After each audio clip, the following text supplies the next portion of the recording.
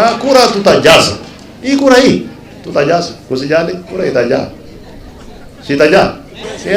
Tunaenda Ukambani tumeomba, tunaenda wapi tunaomba, tunaenda kila mahali tumeomba. Wale watatupigia na tukiona kidogo ai tunaomba ya kujaza, yani lazima ijae. Welcome once again to Havana Media, the home of fearless truth, untold political stories and the deep conversation shaping Kenya's future. And by the way, if this is your first time here, remember, just take a second to subscribe, like this video, and share it widely so that the message reaches every Kenyan across the nation and the diaspora. So today we bring you one of the most sensitive, dangerous, and explosive political scandals of our time. A story involving Somali IDs, border security, alleged election plans for 2027, and a shocking warning said to be coming from former US President Donald Trump to President William Ruto. For months now, whispers have moved through government corridors, border towns, intelligence circles, and political rallies. At first, they sounded like rumors, then like propaganda. But now, they are standing in the open as a national political storm. The issue of Somali citizens allegedly being issued with Kenyan national IDs has returned with renewed force. And this time, the consequences could shake the very foundation of Kenya's democracy. According to growing claims, thousands of Somali nationals are allegedly being quietly registered as Kenyan citizens in the border countries, particularly in Mandera and surrounding regions. Supporters of the government insist it is normal vetting, but critics insist it is a well-coordinated political project meant to reshape futures voting numbers, power dynamics, and election outcomes, especially with the 2027 drawing close. But the story takes a shocking international twist. Reports now circulating claim that Donald Trump warned President William Ruto directly over the risks of continued mass issuance of IDs to Somali nationals. According to these claims, the warning was not just about election integrity. It was about national security, border stability, and potential international intelligence threats. But now, whether officially confirmed or not, the message shook political circles. Kenya's international decisions are now raising external alarm. But now, as this bombshell spreads, another unexpected voice entered the debate. A woman who publicly disclosed that a wall may be built along the Mandera Somali border. Her revelation stunned Kenyans, and according to her, the wall would separate Kenya from Somali in a bold attempt to control illegal movement, insecurity, and unregulated ID issuance. Kaijengwe kabisa ukuta kati yetu na Somalia, ndio tutapata nafuu.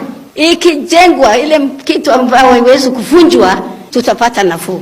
Wacha kuongea mambo mingi kuhusu mpaka. Hii watu ni Mungu tu anaweza zuia hawa. Hakuna mtu anaweza hawa. Tumeongea Kiswahili, tumeongea Kisungu, tumeongea kila lugha, hakuna tofauti, hakuna mbadiliko. Ni watu ambao hatuwezi kusikilizana kwa upande ya tabia. Fence tu mimi naomba waambie president atuwekee fence ya ukuta mawe kati yetu na hii. Walikata, wamekataa, walisema kuna mpaka atawekwa. Kwa hivyo tunataka mpaka iwekwe, peleka hii ujumbe yetu. To some, this sounded like a long overdue security measure, but to others, it sounded like a desperate cover-up of a problem that had already gone too far. But now the question remains unanswered. If everything is under control as the government claims, why now speak of building a wall? Why such urgency? Why such secrecy? And why, after years of denying that border ID irregularities even exist? Then came the most explosive political statement of all. Earlier remarks by Sudi, now recirculating with terrifying clarity in what many call an accidental confession. Sudi was previously heard declaring that they will still vote in 2027 general election. At the time, some also dismissed as a political chest thumping, but others saw it as a dangerous slip of the tongue. But today, in light of the Somali ID scandal, these words now carry a dark new meaning. Mimi nataka niwahakikishie wewe Samenya na wewe kwa Munyoro, Mr. Dorgas, tutawanyorosha asubuhi na mapema ndio muenda ICU. Sasa wacha hiyo mnavia na kura tutajaza. Hii kura hii tutajaza. Usijali, kura itajaa. Sitajaa. Tunaenda Ukambani tumeomba, tunaenda wapi tunaomba, tunaenda kila mahali tunaomba. Wale watatupigia na tukiona kidogo haijai tunaomba ya kujaza, yani lazima ijae. Lazima kura ijae. So msijisumbue nyinyi muombe kura na mtembe na mfanye kazi. Kenyans are now connecting the dots. If non-citizens are being quietly issued with Kenyan IDs, if border movement is poorly regulated, if panic has reached the level of building walls, and if a ruling party inside once bragged about stealing votes, then what exactly is being prepared for 2027? President Ruto on several occasions has assured Kenyans that everything is under control, the country is safe, and the borders are secure. He has insisted that no foreign group is being favored and that elections will remain free and fair. Tumeondoa vizuizi za uraia wa taifa letu la Kenya, na tumesema watoto na wananchi wa kutoka sehemu zote za Kenya wawe sawa, kwa sababu hivyo ndivyo katiba inavyosema. Vile vizuizi na vikwazo tulikuwa nazo kupatiana vitambulisho na hati zingine zote tumeziondoa. Sasa ni wajibu wenu. Tuko na watu wengi sehemu hii, vijana, wazee, kina mama, hata watu wa miaka 50 hawana vitambulisho. So tunataka kila mmoja wetu. Sasa hakuna vetting, na pia tumeondoa ile pesa ilikuwa inahitajika ndio upate kitambulisho. Sasa my friends, I don't know what more I can do. If Kenya was truly safe, Trump will not issue warnings. If the system was clean, walls will not be proposed. If democracy was respected, leaders will not occasionally speak about stealing votes. And if citizenship was protected, these IDs allegations will not be multiply across multiple countries. In Mandera, locals speak in fearful tones. Some say unfamiliar faces now hold Kenyan IDs. Others fear that complainants are being silenced.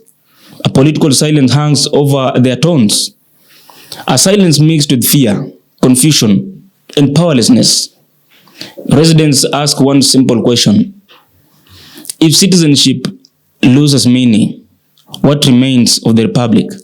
But meanwhile, human rights groups warn that reckless ID assurance creates a long-term national insecurity nightmare. Once documentation becomes political currency, the state begins to lose control over its own population records. The danger is not only political, it is economical, security-based, and social.